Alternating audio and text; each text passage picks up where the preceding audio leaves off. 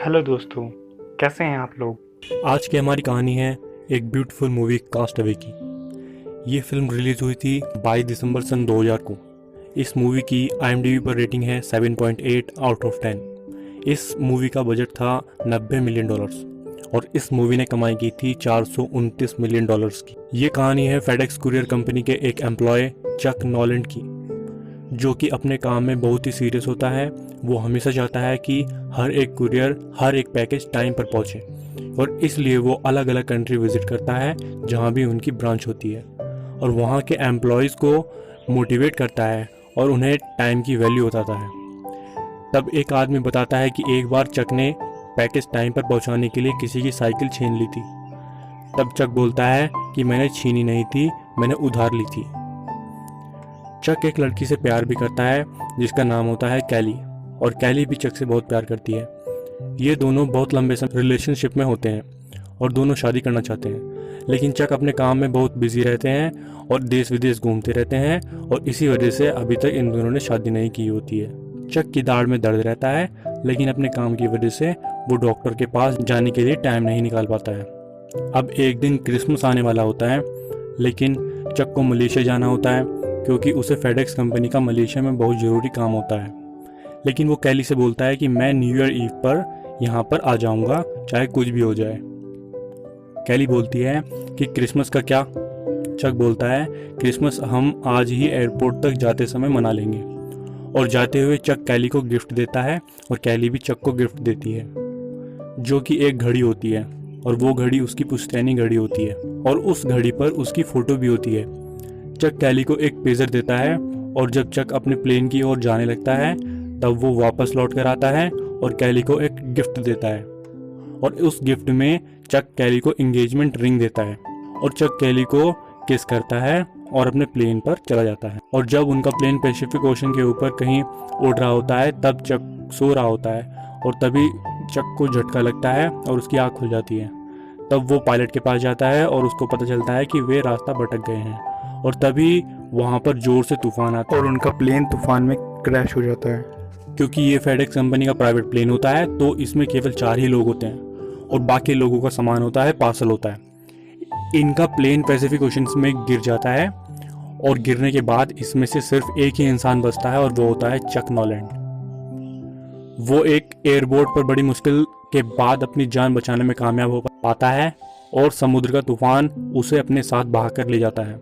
और जब सुबह उसकी आंख खुलती है तो वो एक टापू पर होता है। वो वहाँ पर चारों तरफ देखता है, लेकिन वहाँ पर दूर दूर तक उसे कोई भी दिखाई नहीं देता। वहाँ पर नारियल के पेड़ होते हैं और पहाड़ होते हैं, लेकिन उसे वहाँ पर कोई भी इंसान दिखाई नहीं देता। वो जोर जोर से आवाज़ लगाता है, हेल्प हेल्प चिल्लाता है, लेकिन उसका कोई फ़ायदा नहीं होता। इसके बाद वो रेत पर बड़ा बड़ा HELP हेल्प लिख देता है, ताकि ऊपर से कोई भी प्लेन जाए तो शायद उसकी नज़र उस हेल्प पर पड़ जाए और उसको बचाने के लिए वो वहाँ पर आ जाए।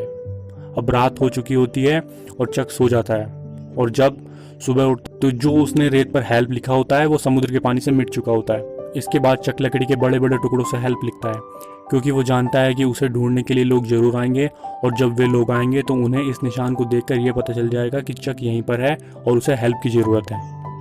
उस टापू पर चक के साथ फेडेक्स कंपनी के कुछ पैकेज भी आते हैं, लेकिन उसमें कुछ भी खाने का सामान नहीं होता।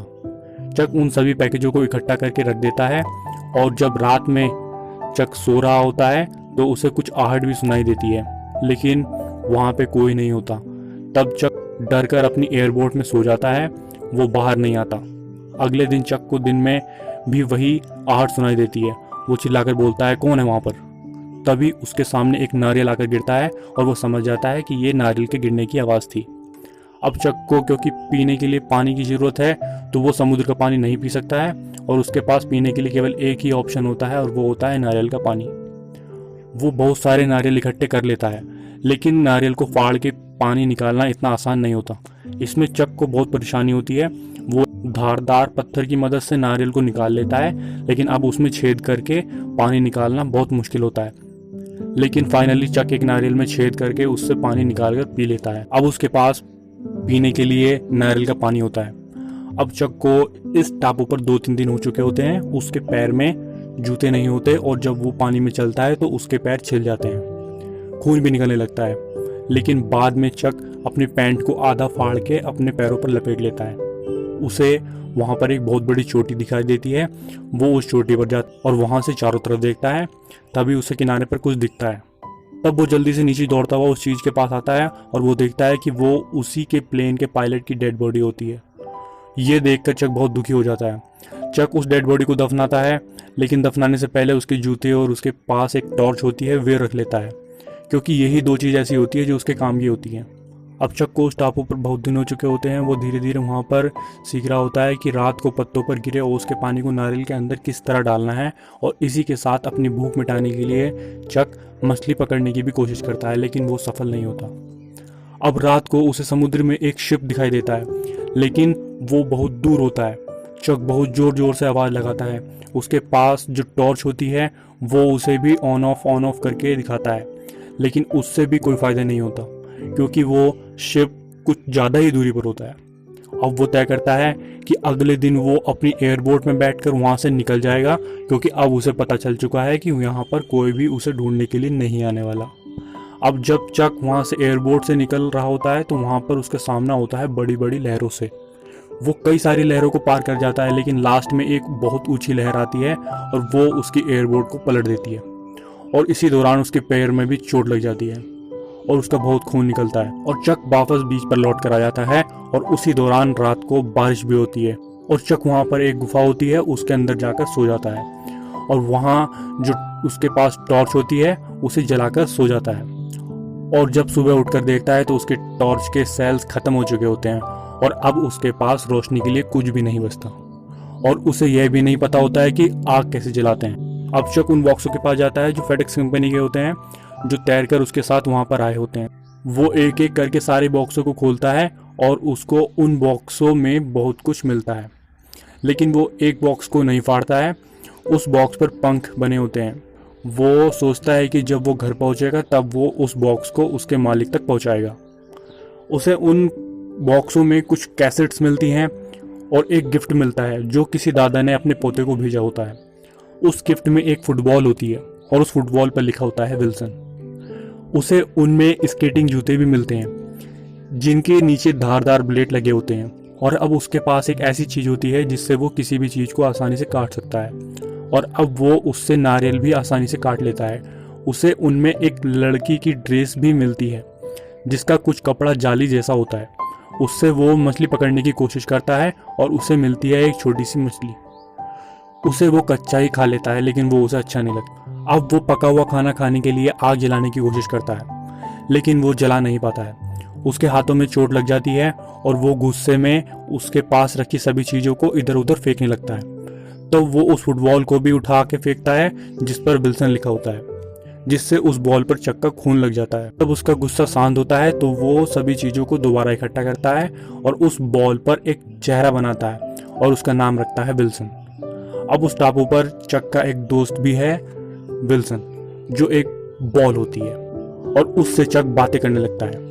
इसके बाद जब वो नारियल को छील रहा होता है तभी उसको आइडिया आता है कि अगर दो लकड़ियों को आगे पीछे घिसूं तो शायद आग जल जाए, क्योंकि इससे पहले जिस तरीके से वो लकड़ी से आग जलाने की कोशिश कर रहा था उससे उसके हाथ छिल गए थे। और अब बहुत मुश्किलों के बाद आग जल जाती है, और आग जलाने के बाद चक बहुत ज़्यादा खुश हो जाता है।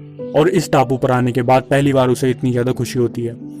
चक को इस टापू पर एक और चीज़ बहुत ज़्यादा परेशान कर रही होती है, और वो होता है उसके दांतों का दर्द। अब उससे किसी भी हालत में इस दांत को तोड़ना है, और वो बहुत मुश्किल से अपने दांत को तोड़ता है, और तोड़ने के साथ ही वो बेहोश हो जाता है। धीरे धीरे वक्त आगे बढ़ता है और आज चक को इस टापू पर पूरे 4 साल हो चुके होते हैं। इन 4 सालों में चक का पूरा हुलिया बदल चुका होता है। पहले वो मोटा हुआ करता था, आज वो बिल्कुल पतला है। उसकी दाढ़ी बहुत लंबी हो चुकी है, उसके बाल बहुत बड़े बड़े हो चुके हैं। अब वो दूर से डंडी फेंक कर मछली मारना सीख जाता है, क्योंकि 4 साल से वो निरंतर प्रयास कर रहा होता है, और चक उस टापू के वातावरण में यहाँ की ज़िंदगी में पूरी तरह से मिल चुका होता है। और विल्सन से चक की दोस्ती भी और भी ज़्यादा मजबूत हो जाती है। चक दिन भर विल्सन से बातें करते रहता है। एक दिन जब चक सो रहा होता है तभी उसे किसी चीज़ की आवाज़ आती है। जब बाहर जाकर देखता है तो वहाँ पर एक टीन का बड़ा टुकड़ा होता है। उसको देखकर उसे एक आइडिया आता है कि वो इसकी मदद से वहाँ से निकल सकता है। उसके लिए वहाँ से निकलने की सबसे बड़ी प्रॉब्लम थी समुद्र की लहरें। जब वो समुद्र में जाने की कोशिश करता था, लहरें उसे वापस धकेल कर वापस बीच की ओर फेंक देती थी, और इसी वजह से चक पिछले 4 सालों से उस टापू पर अटका हुआ था, वहाँ से निकल नहीं पा रहा था। अब चक एक नाव बनाने के बारे में सोचता है और बड़े बड़े पेड़ काटता है और उन्हें बांधने के लिए पेड़ों की छाल से रस्सी बनाता है, और उसे बहुत मुश्किल आती है। जब उसे रस्सी की कमी पड़ती है तब वो पहाड़ी पर जाता है और उस रस्सी को निकाल कर लाता है जो उसने अपनी आत्महत्या करने के लिए बनाई थी। वो आत्महत्या इसलिए नहीं कर पाता है क्योंकि उसे कैली की याद आ जाती थी। एक दिन चक गुफा में बैठा होता है और विल्सन से बातें कर रहा होता है। बातों बातों में उसे गुस्सा आ जाता है और वो विल्सन को उठाकर बाहर फेंक देता है। और जब उसको रियलाइज होता है कि विल्सन ही उसका एकमात्र दोस्त है उस टापू पर, तब वो रोते हुए गुफा से बाहर जाता है और विल्सन को ढूंढ कर लाता है और उससे माफ़ी भी मांगता है। अब वो तय करता है कि जब हवा का रुख बदलेगा तब वो वहाँ से निकल जाएगा, और जब वो टाइम आता है जब हवा का रुख बदल जाता है तो चक विल्सन को अपनी नाव में रखता है और वहाँ से निकल जाता है। और उसे काफ़ी सारी बड़ी बड़ी लहरों का सामना करना पड़ता है, लेकिन अब वो उस टीन की मदद से उस बड़ी लहर को भी पार कर जाता है जो उसे बार बार रोकती थी, और वह बहुत खुश होता है। लेकिन अब भी समुद्र बहुत बड़ा है, उसे कुछ नहीं पता होता है कि आगे ज़मीन कब मिलेगी या कोई शिप उसे अब कब मिलेगा। समुद्र में उसे बारिश का, तूफान का सामना करना पड़ता है, लेकिन हालांकि वो पीने के लिए बारिश का पानी और खाने के लिए मछली का बंदोबस्त कर लेता है। वो अपने साथ गोली भी लाया होता है, उसमें वो पानी इकट्ठा कर लेता है। अब एक दिन चक नाव पर सो रहा होता है, तब विल्सन यानी कि वो फुटबॉल पानी में गिर जाता है, और जब तक चक को पता चलता है विल्सन उससे काफ़ी दूर जा चुका होता है। लेकिन फिर भी चक पानी में कूद जाता है, उसे वापस लाने की कोशिश करता है, लेकिन उसमें वो नाकामयाब रहता है। वो वापस अपनी नाव पर आता है और बहुत ज़्यादा रोता है और बोलता है, सॉरी विल्सन, मैं तुम्हें नहीं बचा पाया। क्योंकि एक विल्सन ही था जिससे वो पिछले 4 सालों से बातें कर रहा था, और विल्सन उसका बहुत अच्छा दोस्त था। उसके लिए विल्सन अस्तित्व में था, इसीलिए वो उससे इमोशनली कनेक्टेड था, और ये एक वजह होती है कि उसके जाने का बहुत दुख होता है। इसके बाद चक अपने आगे का सफ़र जारी रखता है। उसके बाद एक दिन जब चक पूरी तरह से टूट चुका होता है, कमज़ोर हो चुका होता है, एक कार्गो शिप उसके पास से गुजरता है और वे लोग भी उसे देख लेते हैं और उसे बचा लेते हैं। अब चक अपने घर अपनी जगह पर वापस लौट चुका होता है, लेकिन अब सब कुछ बदल चुका होता है। उसका दोस्त उसे बताता है कि उन्होंने यह समझ लिया था कि चक मर चुका है और वे उसका फ्यूनरल भी कर चुके होते हैं। अब कैली के पास, जो कि चक की गर्लफ्रेंड थी, चक के जिंदा होने की कॉल आती है और वो बेहोश हो जाती है। लेकिन अब कैली की शादी हो चुकी होती है और उसकी एक बेटी भी होती है। चक कैली से मिलने भी जाता है और कैली उसे देखकर बहुत खुश होती है, उसे गले लगा लेती है। वे बातें भी करते हैं और चक कैली को उसकी पुश्तैनी घड़ी वापस कर देता है और कहता है, मुझे माफ़ करना, लेकिन अब यह घड़ी नहीं चलती। कैली के पास चक की गाड़ी होती है जिसमें दोनों की बहुत अच्छी यादें जुड़ी होती हैं। कैली चक को वो गाड़ी वापस कर देती है। इसके बाद कैली चक को किस करती है, क्योंकि कैली आज भी चक को बहुत प्यार करती है। और अब चक वहाँ से जा रहा होता है तो कैली उसको जाते हुए देखती है। ये सीन बहुत इमोशनल होता है। और जब चक की गाड़ी कैली की नज़रों से दूर हो जाती है तब कैली चक चक चिल्लाते हुए चक की गाड़ी की तरफ भागती है और चक भी गाड़ी रोक लेता है और गाड़ी से बाहर निकल आता है और दोनों एक दूसरे के गले लग जाते हैं। और कैली चक से बोलती है कि मुझे पता था कि तुम जिंदा हो और तुम वापस ज़रूर आओगे। सभी ने मुझसे कहा था, मुझे तुम्हें भूलना पड़ेगा, मैं आज भी तुमसे बहुत प्यार करती हूँ। चक बोलता है, मैं भी तुमसे बहुत प्यार करता हूँ। इसके बाद दोनों गाड़ी में बैठ जाते हैं और ऐसा लगता है मानो दोनों अब वहाँ से जाने वाले हैं। लेकिन दोनों थोड़ी देर शांत रहते हैं और सोचते हैं, और चक डिसाइड करता है और बोलता है कि कैली तुम अब घर जाओ, और वो कैली को उसके घर पर छोड़ता है और वहाँ से चला जाता है। इसके बाद एक दिन चक अपने दोस्त के साथ बैठा होता है और उसको बताता है कि शायद उस टापू पर मैं मर जाता या आत्महत्या कर लेता, लेकिन मैं सिर्फ कैली के लिए ज़िंदा रहा, और जब मैं वापस आया हूँ तो कैली मेरे साथ नहीं है, जबकि वो उस टापू पर मेरे साथ थी। और वो बहुत इमोशनल हो जाता है और बोलता है, आज से मैं फिर अकेला हो गया हूँ। इसके बाद चक अगले दिन उस पार्सल को देने जाता है जिसको उसने उस टापू पर नहीं फाड़ा था, लेकिन वो जिस घर में पार्सल को देने जाता है वहाँ पर उसे कोई नहीं दिखता। तब चक पार्सल को वहीं रख देता है और एक नोट लिख देता है, this package saved my life, thank you Chuck Noland, और वहाँ से चला जाता है। इसके बाद दिखाते हैं कि वो एक चौराहे पर खड़ा है और मैप देख रहा है और कंफ्यूज होता है कि वो अब कहाँ जाए। तभी वहीं पर एक लड़की आती है और बोलती है कि शायद तुम रास्ता भटक गए हो, और वो चक से पूछती है कि तुम कहाँ जा रहे हो। चक बोलता है मैं वही डिसाइड कर रहा हूँ। तब वो लड़की चक को सारे रास्ते के बारे में बताती है और चक उसको थैंक यू बोलता है। फिर वो लड़की वहाँ से अपनी गाड़ी में बैठ कर चली जाती है। तब चक देखता है कि उसकी गाड़ी के पीछे वही पंखों वाला निशान होता है जो उस पार्सल पर था, यानी कि ये पार्सल उसी लड़की का होता है। जब फिल्म शुरू होती है तब हम इस घर को ही देखते हैं। तब इसके घर पर लिखा होता है डिक बैटिना, और अब उस पर केवल बैटिना लिखा होता है, यानी कि बैटिना ने भी अब अपना पार्टनर खो दिया होता है, जैसे कि चक ने कैली को खो दिया होता है। अब चक चौराहे के बीच में आकर खड़ा हो जाता है और चारों रास्तों की ओर देखता है, और जब वो उस रास्ते की ओर देखता है जिस ओर बैटिना गई होती है, तब उसके फेस पर एक स्माइल होती है और आंखों में एक उम्मीद होती है कि शायद ये दोनों अपनी लाइफ आगे साथ कंटिन्यू करें। और इसी के साथ ये मूवी खत्म हो जाती है। आप इस कहानी के बारे में क्या सोचते हैं, नीचे कमेंट बॉक्स में ज़रूर बताएं। और अगर आपको ये कहानी अच्छी लगी तो इस कहानी को लाइक करें और अपने उस दोस्त को ज़रूर शेयर करें जिसको ये कहानी एक बार ज़रूर सुननी चाहिए।